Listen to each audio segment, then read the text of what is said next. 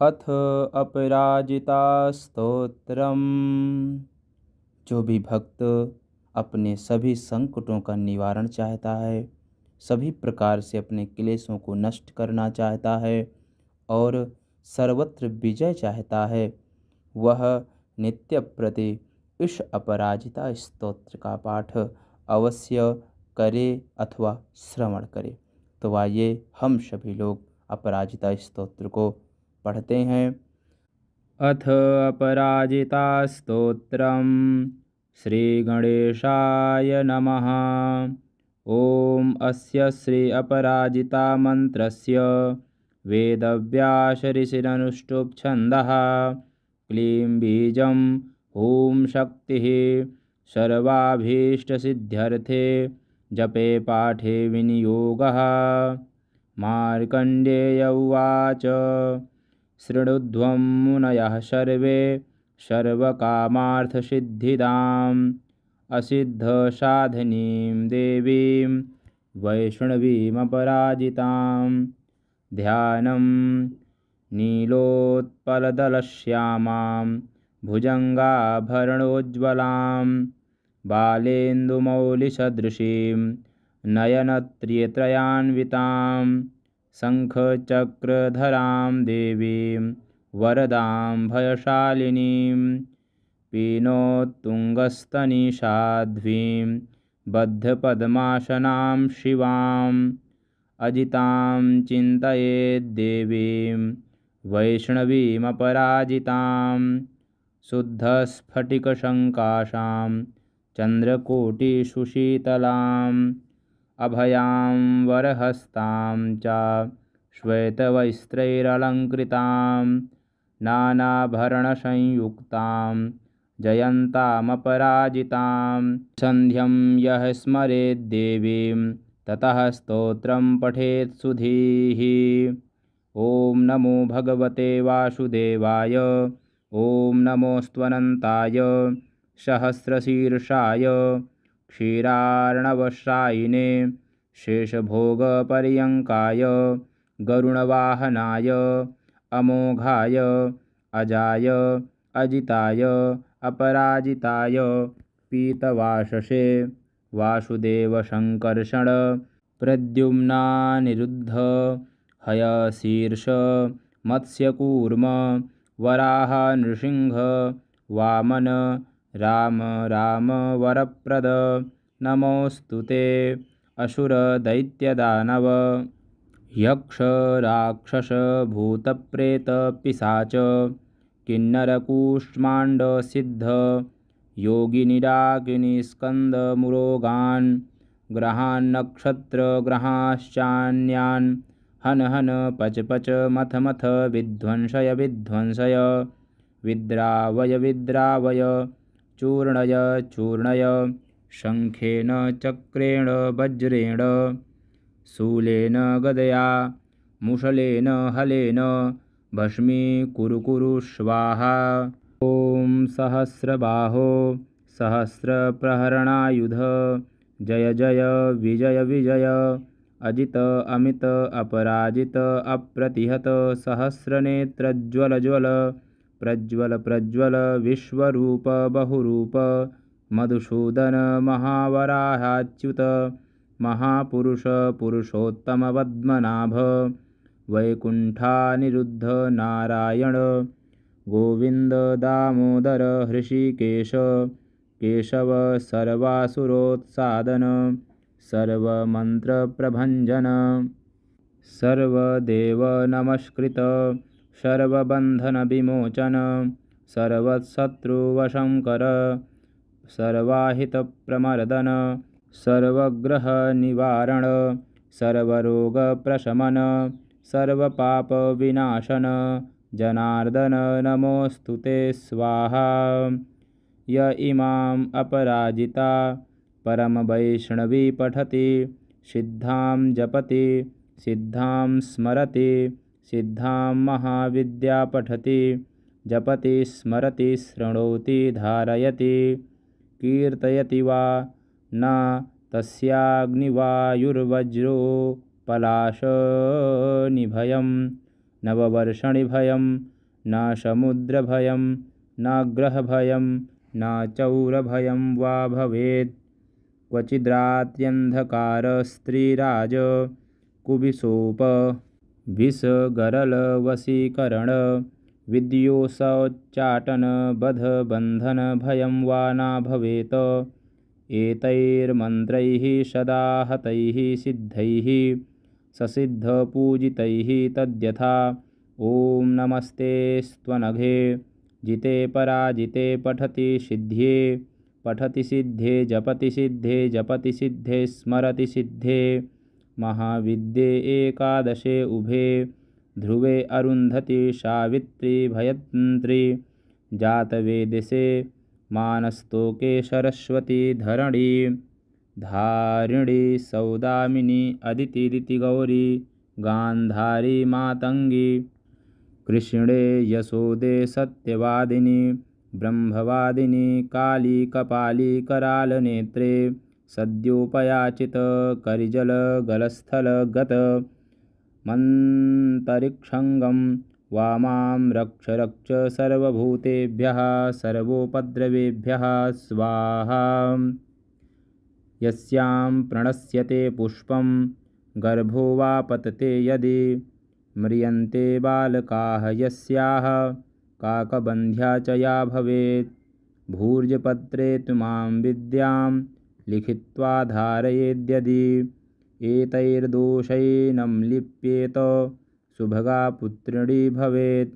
शस्त्रं वार्यते ह्येषा समरे काण्डवारिणी गुल्मशूलाक्षिरोगाणां क्षिप्रं नाशयते व्यथां शिरोरोगज्वराणां च नाशनी सर्वदेहिनां।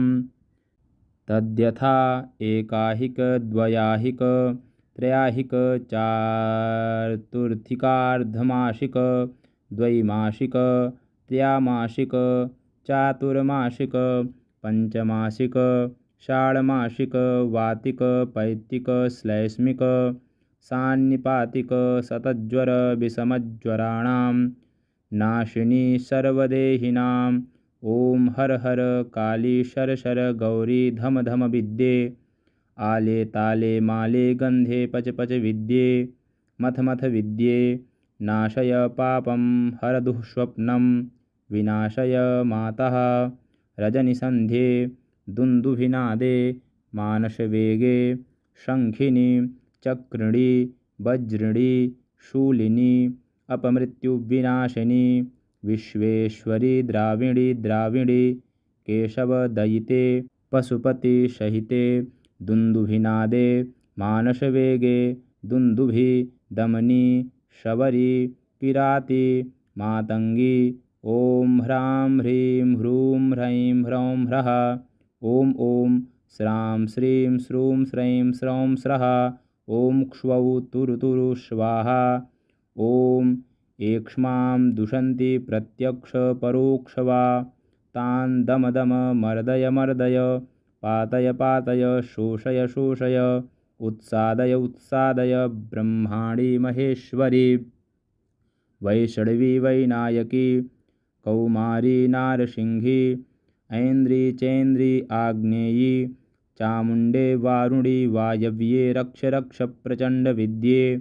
ॐ इन्द्रोपेन्द्र भगनी जये विजये शान्ति पुष्टि तुष्टि विवर्धिनी कामांशुके कामदुघे सर्वकामफलप्रदे सर्वभूतेषु मां प्रियं कुरु कुरु स्वाहा। आकर्षिणी आवेशिनी तापिनी धरणी धारिणी मदोन्मादिनी शोषणी सम्मोहिनी महानीले नीलपताके महागौरी महाप्रिये महामान्द्रिका महाशौरी महामायूरी आदित्यरश्मिनी जाह्नवी यमघण्टे किलिकिलि चिन्तामणि सुरभि सुरोत्पन्ने सर्वकामदुघे यथाभिलषितं कार्यं तन्मे सिद्ध्यतु स्वाहा। ॐ भूः स्वाहा ॐ भुवः स्वाहा ॐ स्वः स्वाहा ॐ भूर्भुवः स्वः स्वाहा। ॐ यत एवागतं पापं तत्रैव प्रतिगच्छतु स्वाहा। ॐ बले बले महाबले असिद्धिसाधिनि स्वाहा। इति श्रीत्रैलोक्यविजया अपराजिता स्तोत्रम्। श्रीजगदम्बार्पणमस्तु। अथ अपराजिता स्तोत्रम्। श्रीगणेशाय नमः। ॐ अस्य श्री अपराजिता मन्त्रस्य वेदव्यासऋषिरनुष्टुप् छन्दः। क्लीं बीजं ॐ शक्तिः सर्वाभीष्टसिद्ध्यर्थे जपे पाठे विनियोगः। मार्कण्डेय उवाच शृणुध्वं मुनयः सर्वे सर्वकामार्थसिद्धिदाम् असिद्धसाधिनीं देवीं वैष्णवीमपराजितां। ध्यानं नीलोत्पलदलश्यामां भुजङ्गाभरणोज्ज्वलां बालेन्दुमौलिसदृशीं नयनत्रयान्वितां शङ्खचक्रधरां देवीं वरदां भयशालिनीं पीनोत्तुङ्गस्तनिसाध्वीं बद्धपद्मासनां शिवाम् अजितां चिन्तयेद्देवीं वैष्णवीमपराजितां। शुद्धस्फटिकसङ्काशां चन्द्रकोटिसुशीतलाम् अभयां वरहस्तां च श्वेतवस्त्रैरलङ्कृतां नानाभरणसंयुक्तां जयन्तामपराजितां। सन्ध्यं यः स्मरेद्देवीं ततः स्तोत्रं पठेत् सुधीः। ॐ नमो भगवते वासुदेवाय। ॐ नमोऽस्त्वनन्ताय सहस्रशीर्षाय क्षीरार्णवशायिने शेषभोगपर्यङ्काय गरुडवाहनाय अमोघाय अजाय अजिताय अपराजिताय पीतवाससे वासुदेवसङ्कर्षण प्रद्युम्नानिरुद्ध हयशीर्ष मत्स्यकूर्म वराह नृसिंह वामन राम राम वरप्रद नमोऽस्तु ते। असुरदैत्यदानव यक्ष राक्षस भूतप्रेत पिशाच किन्नरकूष्माण्ड सिद्ध योगिनिडाकिनी स्कन्दमुरोगान् ग्रहान्नक्षत्रग्रहाश्चान्यान् हन हन पच पच मथ मथ विध्वंसय विध्वंसय विद्रावय विद्रावय चूर्णय चूर्णय शङ्खेन चक्रेण वज्रेण शूलेन गदया मुसलेन हलेन भस्मीकुरु कुरु स्वाहा। ॐ सहस्रबाहो सहस्रप्रहरणायुध जय जय विजय विजय अजित अमित अपराजित अप्रतिहत सहस्रनेत्रज्वल ज्वल प्रज्वल प्रज्वल विश्वरूप बहुरूप मधुसूदन महावराहाच्युत महापुरुष पुरुषोत्तम पद्मनाभ वैकुण्ठानिरुद्ध नारायण गोविन्द दामोदर हृषीकेश केशव सर्वासुरोत्सादन सर्वमन्त्रप्रभञ्जन सर्वदेवनमस्कृत सर्वबन्धनविमोचन सर्वशत्रुवशङ्कर सर्वाहितप्रमर्दन सर्वग्रहनिवारण सर्वरोगप्रशमन सर्वपापविनाशन जनार्दन नमोऽस्तु ते स्वाहा। य इमाम् अपराजिता परमवैष्णवी पठति सिद्धां जपति सिद्धां स्मरति सिद्धां महाविद्या पठति जपति स्मरति शृणोति धारयति कीर्तयति वा न तस्याग्निवायुर्वज्रोपलाशनिभयं नववर्षणिभयं न समुद्रभयं न ग्रहभयं न चौरभयं वा भवेत्। क्वचिद्रात्यन्धकारस्त्रीराज कुबिसोप विषगरलवशीकरण विद्योत्सोच्चाटन बध बंधन भयं वा न भवेत्। एतैर्मन्त्रैः सदा हतैः सिद्धैः ससिद्धपूजितैः तद्यथा। ॐ नमस्तेऽस्त्वनघे जिते पराजिते पठति सिद्ध्ये पठति सिद्धे जपति सिद्धे जपति सिद्धे स्मरति सिद्धे। महाविद्ये एकादशे उभे ध्रुवे अरुन्धति सावित्री भयत्री जातवेदसे मानस्तोके सरस्वती धरणी धारिणी सौदामिनी अदिति गौरी गान्धारी मातंगी कृष्णे यशोदे सत्यवादिनी ब्रह्मवादिनी काली कपाली करालनेत्रे सद्योपयाचित करिजल गलस्थल गत मन्तरिक्षंगं वामां रक्ष रक्ष सर्वभूतेभ्यः सर्वोपद्रवेभ्यः स्वाहा। यस्यां प्रणश्यते पुष्पं गर्भो वा पतते यदि म्रियन्ते बालकाः यस्याः काकबन्ध्या च या भवेत्।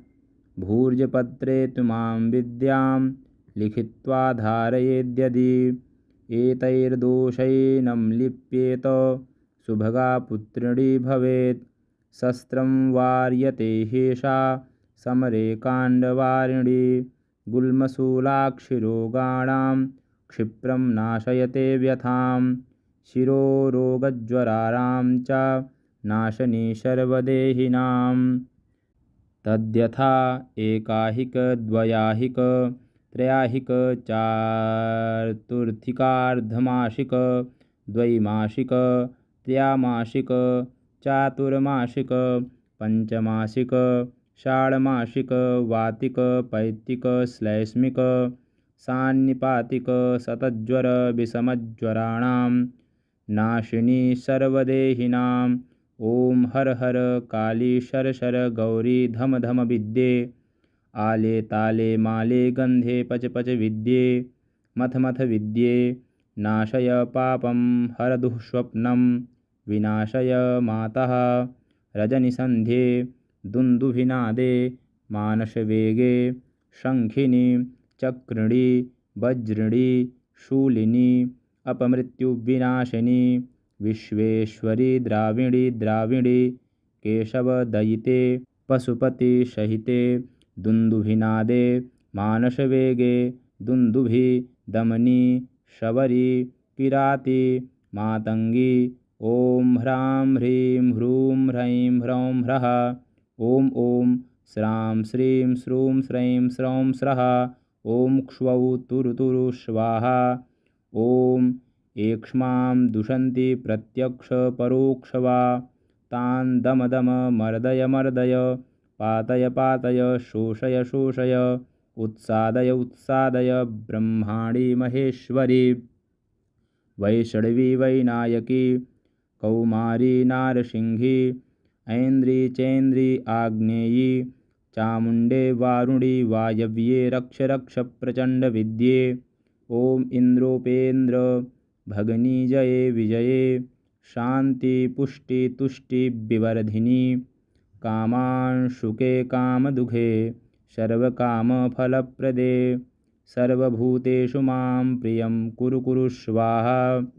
आकर्षिणी आवेशिनी तापिनी धरणी धारिणी मदोन्मादिनी शोषणी सम्मोहिनी महानीले नीलपताके महागौरी महाप्रिये महामान्द्रिका महाशौरी महामायूरी आदित्यरश्मिनी जाह्नवी यमघण्टे किलिकिली चिन्तामणि सुरभि सुरोत्पन्ने सर्वकामदुघे यथाभिलषितं कार्यं तन्मे सिद्ध्यतु स्वाहा।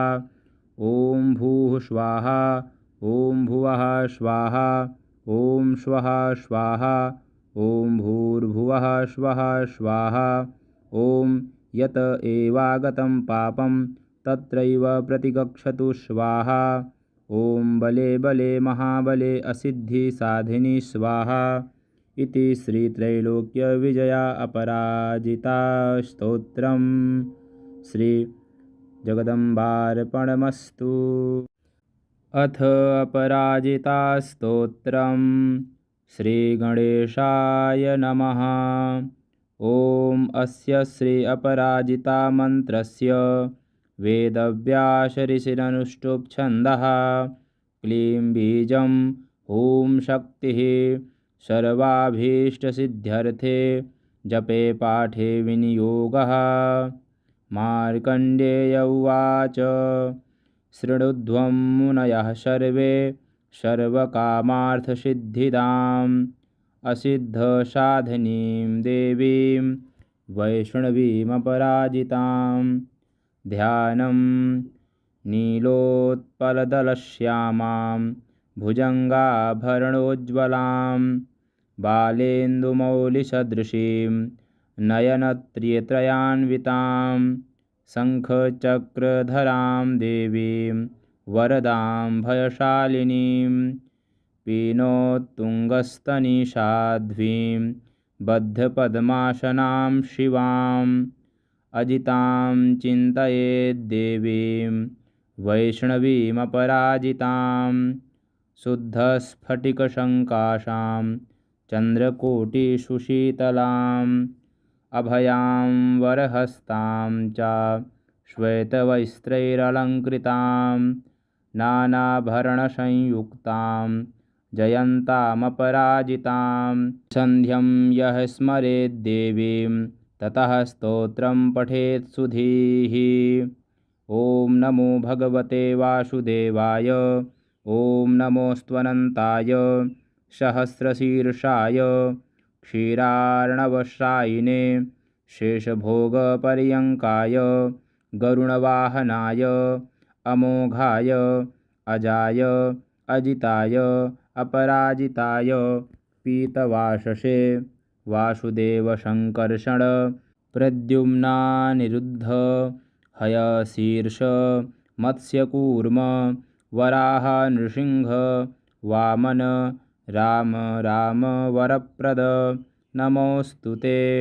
असुरदैत्यदानव यक्ष राक्षस भूतप्रेत पिशाच किन्नरकूष्माण्ड सिद्ध योगिनिडाकिनीस्कन्दमुरोगान् ग्रहान्नक्षत्रग्रहाश्चान्यान् हन हन पच पच मथ मथ विध्वंसय विध्वंसय विद्रावय विद्रावय चूर्णय चूर्णय शङ्खेन चक्रेण वज्रेण शूलेन गदया मुसलेन हलेन भस्मीकुरु कुरु स्वाहा।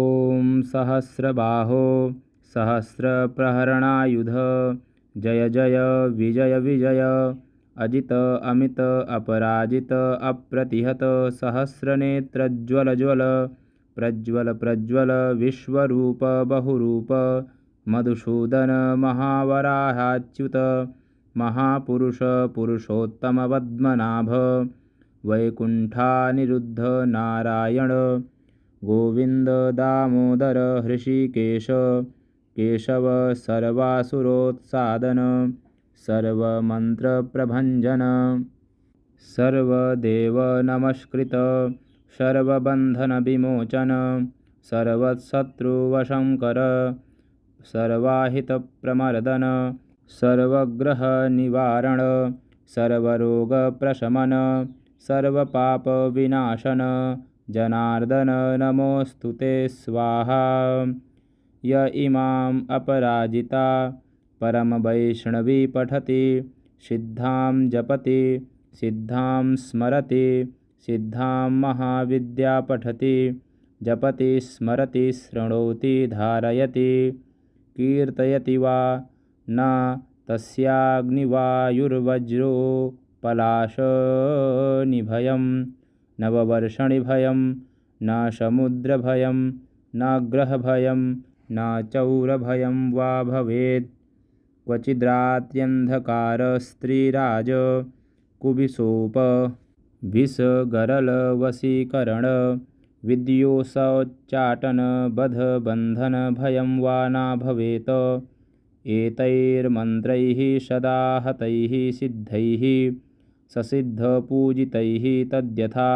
ॐ नमस्ते स्त्वनघे जिते पराजिते पठति सिद्ध्ये पठति सिद्धे जपति सिद्धे जपति सिद्धे स्मरति सिद्धे महाविद्ये एकादशे उभे ध्रुवे अरुन्धति सावित्री भयत्री जातवेदसे मानस्तोके सरस्वती धरणी धारिणी सौदामिनी अदितिदितिगौरी गान्धारी मातंगी कृष्णे यशोदे सत्यवादिनी ब्रह्मवादिनी काली कपाली करालनेत्रे सद्योपयाचित करिजलगलस्थलगत मन्तरिक्षंगं वामां रक्ष रक्ष सर्वभूतेभ्यः सर्वोपद्रवेभ्यः स्वाहा। यस्यां प्रणश्यते पुष्पं गर्भो वा पतते यदि म्रियन्ते बालकाः यस्याः काकबन्ध्या च या भवेत् भूर्जपत्रे तुमां विद्यां लिखित्वा धारयेद्यदि एतैर्दोषैनं लिप्येत सुभगा पुत्रिणी भवेत् शस्त्रं वार्यते ह्येषा समरे काण्डवारिणी गुल्मशूलाक्षिरोगाणां क्षिप्रं नाशयते व्यथां शिरोरोगज्वराणां च नाशनी सर्वदेहिनां तद्यथा एकाहिक द्वयाहिक त्रयाहिक चातुर्थिकार्धमासिक द्वैमासिक त्रयामासिक चातुर्मासिक पंचमासिक षाण्मासिक वातिक पैतिक श्लैष्मिक सान्निपातिक शतज्वर विषमज्वराणां नाशिनी सर्वदेहिनां ॐ हर हर काली शर शर गौरी धम धम विद्ये आले ताले माले गन्धे पच पच विद्ये मथ मथ विद्ये नाशय पापं हर दुःस्वप्नं विनाशय मातः रजनिसन्ध्ये दुन्दुभिनादे मानसवेगे शङ्खिनी चक्रिणी वज्रिणी शूलिनी अपमृत्युविनाशिनी विश्वेश्वरी द्राविणी द्राविणी केशवदयिते पशुपतिसहिते दुन्दुभिनादे मानसवेगे दुन्दुभि दमनी शबरी किराती मातंगी ॐ ह्रां ह्रीं ह्रूं ह्रैं ह्रौं ह्रः ॐ ॐ श्रां श्रीं श्रूं श्रैं स्रौं स्रः ॐ क्ष्वौ तुरु तुरु स्वाहा ॐ एक्ष्मां दुषन्ति प्रत्यक्ष परोक्ष वा तान् दम दम मर्दय मर्दय पातय पातय शोषय शोषय उत्सादय उत्सादय ब्रह्माणि महेश्वरी वैष्णवी वैनायकी कौमारी नारसिंही ऐन्द्री चैन्द्री आग्नेयी चामुण्डे वारुणी वायव्ये रक्ष रक्ष प्रचण्ड विद्ये ॐ इन्द्रोपेन्द्र भगनी जये विजये शान्ति पुष्टि तुष्टि विवर्धिनी कामांशुके कामदुघे सर्वकामफलप्रदे सर्वभूतेषु मां प्रियं कुरु कुरु स्वाहा आकर्षिणी आवेशिनी तापिनी धरणी धारणी मदोन्मादिनी शोषणी सम्मोहिनी महानीले नीलपताके महागौरी महाप्रिये महामान्द्रिका महाशौरी महामायूरी आदित्यरश्मिनी जाह्नवी यमघण्टे किलिकिलि चिन्तामणि शूरभि शूरोत्पन्ने सर्वकामदुघे यथाभिलषितं कार्यं तन्मे सिद्ध्यतु स्वाहा ॐ भूः स्वाहा ॐ भुवः स्वाहा ॐ स्वः स्वाहा ॐ भूर्भुवः स्वः स्वाहा ॐ यत एवागतं पापं तत्रैव प्रतिगच्छतु स्वाहा ॐ बले बले महाबले असिद्धि साधिनी स्वाहा इति श्रीत्रैलोक्यविजया अपराजिता स्तोत्रम् श्री जगदम्बार्पणमस्तु। अथ अपराजितास्तोत्रम् श्रीगणेशाय नमः। ॐ अस्य श्री अपराजिता मन्त्रस्य वेदव्यासऋषिरनुष्टुप् छन्दः।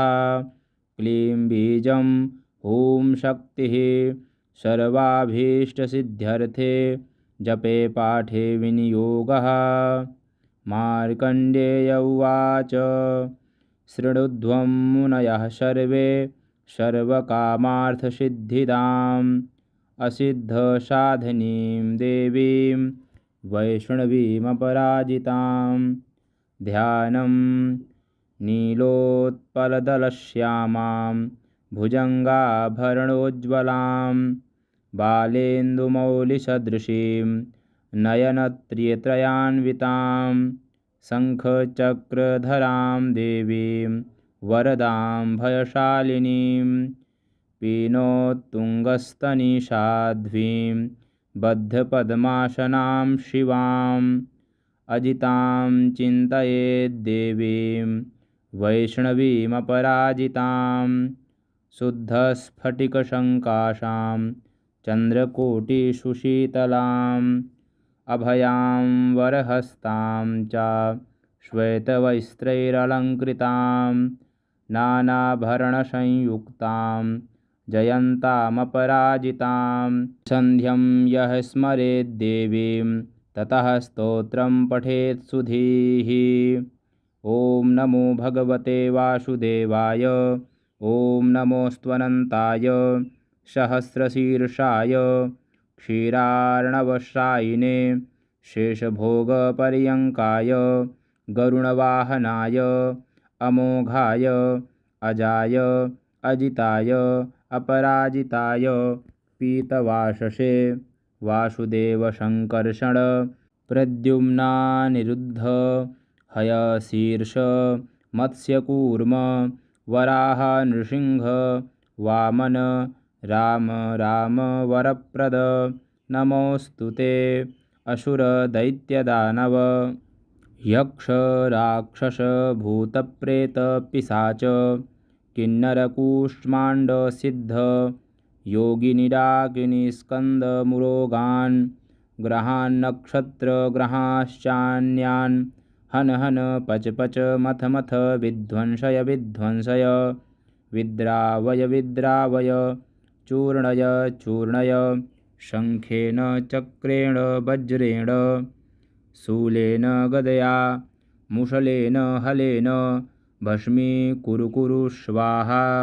ॐ सहस्रबाहो सहस्रप्रहरणायुध जय जय विजय विजय अजित अमित अपराजित अप्रतिहत सहस्रनेत्रज्वल ज्वल प्रज्वल प्रज्वल विश्वरूप बहुरूप मधुसूदन महावराहाच्युत महापुरुष पुरुषोत्तम पद्मनाभ वैकुण्ठानिरुद्ध नारायण गोविन्द दामोदर हृषीकेश केशव सर्वासुरोत्सादन सर्वमन्त्रप्रभञ्जन सर्वदेवनमस्कृत सर्वबन्धनविमोचन सर्वशत्रुवशङ्कर सर्वाहितप्रमर्दन सर्वग्रहनिवारण सर्वरोगप्रशमन सर्वपापविनाशन जनार्दन नमोऽस्तु ते स्वाहा। य इमाम् अपराजिता परमवैष्णवी पठति सिद्धां जपति सिद्धां स्मरति सिद्धां महाविद्या पठति जपति स्मरति शृणोति धारयति कीर्तयति वा न तस्याग्निवायुर्वज्रोपलाशनिभयं नववर्षणिभयं न समुद्रभयं न ग्रहभयं न चौरभयं वा भवेत्। क्वचिद्रात्र्यन्धकारस्त्रीराज कुबिशोप विषगरलवशीकरण विद्योषोच्चाटन बध बन्धन भयं वा न भवेत्। एतैर्मन्त्रैः सदा हतैः सिद्धैः ससिद्धपूजितैः तद्यथा। ॐ नमस्ते स्त्वनघे जिते पराजिते पठति सिद्ध्ये पठति सिद्धे जपति सिद्धे जपति सिद्धे स्मरति सिद्धे महाविद्ये एकादशे उभे ध्रुवे अरुन्धति सावित्री भयत्री जातवेदसे मानस्तोके सरस्वती धरणी धारिणी सौदामिनी अदिति गौरी गान्धारी मातंगी कृष्णे यशोदे सत्यवादिनी ब्रह्मवादिनी काली कपाली करालनेत्रे सद्योपयाचित करिजल गलस्थल गत मन्तरिक्षंगं वामां रक्ष रक्ष सर्वभूतेभ्यः सर्वोपद्रवेभ्यः स्वाहा यस्यां प्रणश्यते पुष्पं गर्भो वा पतते यदि म्रियन्ते बालकाः यस्याः काकबन्ध्या च या भवेत् भूर्जपत्रे तुमां विद्यां लिखित्वा धारयेद्यदि एतैर्दोषैनं लिप्येत सुभगा पुत्रिणी भवेत् शस्त्रं वार्यते हेषा समरे काण्डवारिणी गुल्मशूलाक्षिरोगाणां क्षिप्रं नाशयते व्यथां शिरोरोगज्वराणां च नाशनी सर्वदेहिनां तद्यथा एकाहिक द्वयाहिक त्रयाहिक चातुर्थिकार्धमासिक द्वैमासिक त्रयामासिक चातुर्मासिक पंचमासिक षाण्मासिक वातिक पैतिक श्लैष्मिक सान्निपातिक शतज्वर विषमज्वराणां नाशिनी सर्वदेहिनां ओम हर हर काली शर शर गौरी धम धम विद्ये आले ताले माले गंधे पच पच विद्ये मथ मथ विद्ये नाशय पापं हर दुःस्वप्नं विनाशय मातः रजनिसन्ध्ये दुन्दुभिनादे मानसवेगे शङ्खिनी चक्रिणी वज्रिणी शूलिनी अपमृत्युविनाशिनी विश्वेश्वरी द्राविणी द्राविणी केशवदयिते पशुपतिसहिते दुन्दुभिनादे मानसवेगे दुन्दुभि दमनी शबरी किराती मातंगी ओम ह्रां ह्रीं ह्रूं ह्रैं ह्रौं ह्रः ओम ओम श्रां श्रीं श्रूं श्रैं स्रौं स्रः ओम क्ष्वौ तुरु तुरु स्वाहा ओम एक्ष्मां दुषन्ति प्रत्यक्ष परोक्ष वा तान् दम दम मर्दय मर्दय पातय पातय शोषय शोषय उत्सादय उत्सादय ब्रह्माणी महेश्वरी वैष्णवी वैनायकी कौमारी नारसिंही ऐन्द्री चैन्द्री आग्नेयी चामुण्डे वारुणी वायव्ये रक्ष रक्ष प्रचण्ड विद्ये ओम इंद्रोपेन्द्र भगनी जये विजये शांति पुष्टि तुष्टि विवर्धिनी कामांशुके कामदुघे सर्वकामफलप्रदे सर्वभूतेषु मां प्रियं कुरु कुरु स्वाहा आकर्षिणी आवेशिनी तापिनी धरणी धारणी मदोन्मादिनी शोषणी सम्मोहिनी महानीले नीलपताके महागौरी महाप्रिये महामान्द्रिका महाशौरी महामायूरी आदित्यरश्मिनी जाह्नवी यमघण्टे किलिकिलि चिन्तामणि शुरभि शुरोत्पन्ने सर्वकामदुघे यथाभिलषितं कार्यं तन्मे सिद्ध्यतु स्वाहा ॐ भूः स्वाहा ॐ भुवः स्वाहा ॐ स्वः स्वाहा ॐ भूर्भुवः स्वः स्वाहा ॐ यत एवागतं पापं तत्रैव प्रतिगच्छतु स्वाहा ॐ बले बले महाबले असिद्धि साधिनी स्वाहा इति श्रीत्रैलोक्य विजया अपराजिता स्तोत्रम् श्री जगदम्बार्पणमस्तु। अथ अपराजिता स्तोत्रम् श्रीगणेशाय नमः। ॐ अस्य श्री अपराजिता मन्त्रस्य वेदव्यासऋषिरनुष्टुप् छन्दः क्लीं बीजं ॐ शक्तिः सर्वाभीष्टसिद्ध्यर्थे जपे पाठे विनियोगः। मार्कण्डेय उवाच शृणुध्वं मुनयः सर्वे सर्वकामार्थसिद्धिदाम् असिद्धसाधिनीं देवीं वैष्णवीमपराजितां।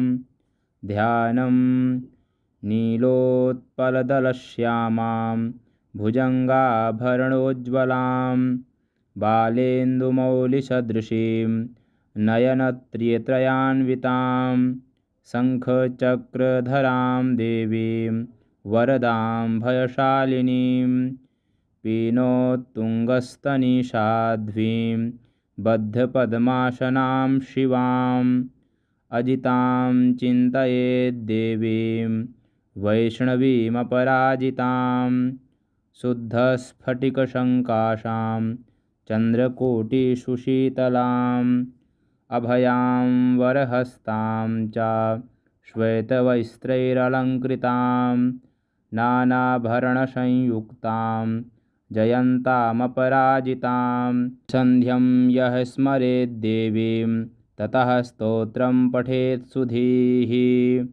ॐ नमो भगवते वासुदेवाय ॐ नमोऽस्त्वनन्ताय सहस्रशीर्षाय क्षीरार्णवशायिने शेषभोगपर्यङ्काय गरुणवाहनाय अमोघाय अजाय अजिताय अपराजिताय पीतवाससे वासुदेवसङ्कर्षण प्रद्युम्नानिरुद्ध हयशीर्ष मत्स्यकूर्म वराह नृसिंह वामन राम राम वरप्रद नमोऽस्तु ते।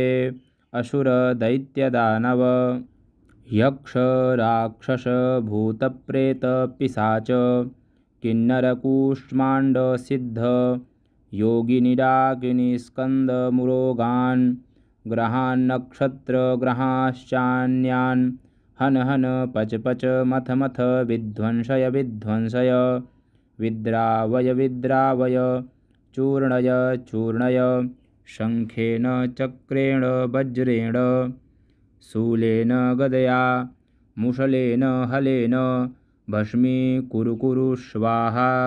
ॐ सहस्रबाहो सहस्रप्रहरणायुध जय जय विजय विजय अजित अमित अपराजित अप्रतिहत सहस्रनेत्रज्वल ज्वल प्रज्वल प्रज्वल विश्वरूप बहुरूप मधुसूदन महावराहाच्युत महापुरुष पुरुषोत्तम पद्मनाभ वैकुण्ठानिरुद्ध नारायण गोविन्द दामोदर हृषीकेश केशव सर्वासुरोत्सादन सर्वमन्त्रप्रभञ्जन सर्वदेवनमस्कृत सर्वबन्धनविमोचन सर्वशत्रुवशङ्कर सर्वाहितप्रमर्दन सर्वग्रहनिवारण सर्वरोगप्रशमन सर्वपापविनाशन जनार्दन नमोऽस्तु ते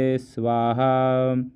य इमाम् अपराजिता परमवैष्णवी पठति सिद्धां जपति सिद्धां स्मरति सिद्धां महाविद्या पठति जपति स्मरति शृणोति धारयति कीर्तयति वा न तस्याग्निवायुर्वज्रोपलाशनिभयं नववर्षणिभयं न समुद्रभयं न ग्रहभयं न चौरभयं वा भवेत्। क्वचिद्रात्र्यन्धकारस्त्रीराज कुबिसोप विषगरलवशीकरण विद्योषोच्चाटन बध बन्धन भयं वा न भवेत्। एतैर्मन्त्रैः सदा हतैः सिद्धैः ससिद्धपूजितैः तद्यथा। ॐ नमस्ते स्त्वनघे जिते पराजिते पठति सिद्ध्ये पठति सिद्धे जपति सिद्धे स्मरति सिद्धे महाविद्ये एकादशे उभे ध्रुवे अरुन्धति सावित्री भयत्री जातवेदिसे मानस्तोके सरस्वती धरणी धारिणी सौदामिनी अदिति गौरी गान्धारी मातंगी कृष्णे यशोदे सत्यवादिनी ब्रह्मवादिनी काली कपाली करालनेत्रे सद्योपयाचित करिजल गलस्थल गत मन्तरिक्षंगं वामां रक्ष रक्ष सर्वभूतेभ्यः सर्वोपद्रवेभ्यः स्वाहा यस्यां प्रणश्यते पुष्पं गर्भो वा पतते यदि म्रियन्ते बालकाः यस्याः काकबन्ध्या च या भवेत् भूर्जपत्रे त्वां विद्यां लिखित्वा धारयेद्यदि एतैर्दोषैनं लिप्येत सुभगा पुत्रिणी भवेत् शस्त्रं वार्यते हेषा समरे काण्डवारिणी गुल्मशूलाक्षिरोगाणां क्षिप्रं नाशयते व्यथां शिरोरोगज्वराणां च नाशनी सर्वदेहिनां तद्यथा एकाहिक द्वयाहिक त्रयाहिक चातुर्थिकार्धमासिक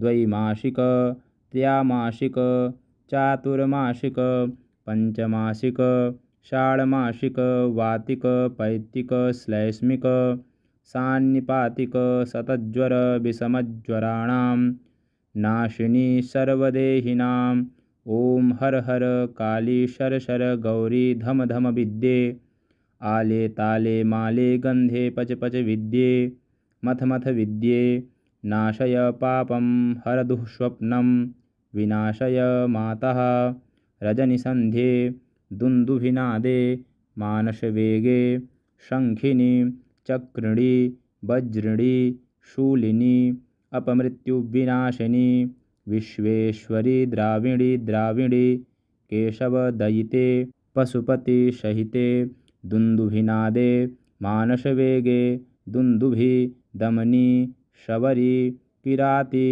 मातंगी ओम ह्रां ह्रीं ह्रूं ह्रैं ह्रौं ह्रः ओम ओम श्रां श्रीं श्रूं श्रैं स्रौं स्रः ओम क्ष्वौ तुरु तुरु स्वाहा ओम एक्ष्मां दुषन्ति प्रत्यक्ष परोक्षवा तान् दम दम मर्दय मर्दय पातय पातय शोषय शोषय उत्सादय उत्सादय ब्रह्माणि महेश्वरी वैष्णवी वैनायकी कौमारी नारसिंही ऐन्द्री चैन्द्री आग्नेयी चामुण्डे वारुणी वायव्ये रक्ष रक्ष प्रचण्ड विद्ये ओम इंद्रोपेन्द्र भगनी जये विजये शांति पुष्टि तुष्टि विवर्धिनी कामांशुके कामदुघे सर्वकामफलप्रदे सर्वभूतेषु मां प्रियं कुरु कुरु स्वाहा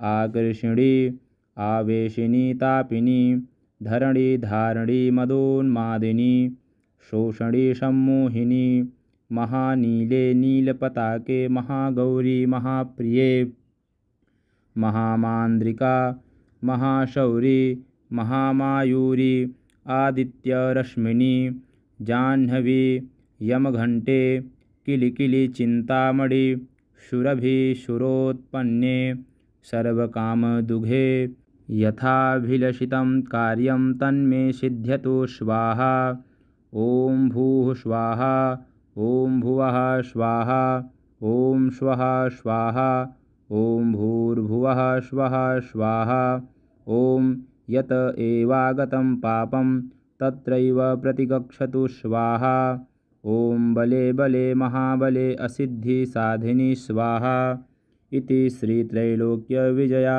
अपराजिता स्तोत्रम् श्री जगदम्बार्पणमस्तु।